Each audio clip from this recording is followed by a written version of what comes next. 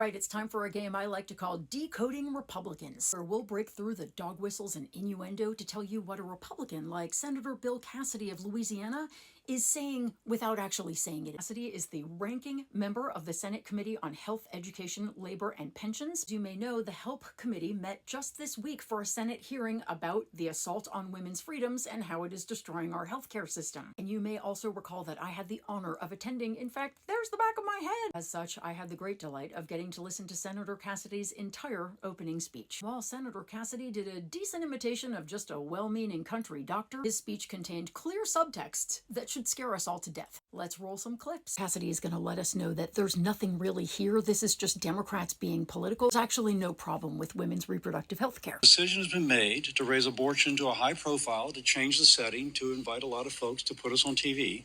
It's partisan politics being played out in a committee hearing. Now we're going to get all the indications in the world that Republicans are pushing fetal personhood. Remember, this is the idea that the fetus and the mother have equal rights under the law. Take care of that mama. But you have to recognize that there is another life there as well.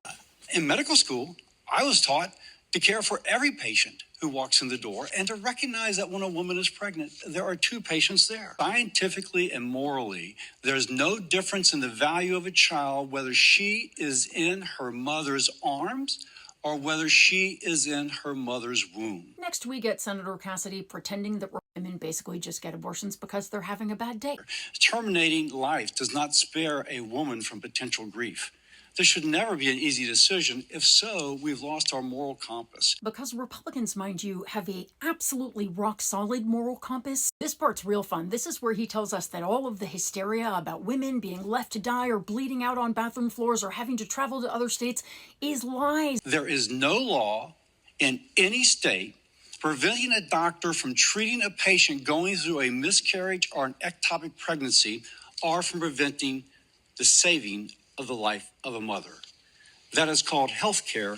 That is not an abortion. No, Senator, it's called an abortion and it is health care, and denying it to women who need it is having deadly consequences. There's so much more, but I don't have time to break down all of the BS that was in this speech. Senator Cassidy closed it this way. Do a pregnancy test, those double lines come up. Those double lines should not represent a burden, as the other side would like to cast.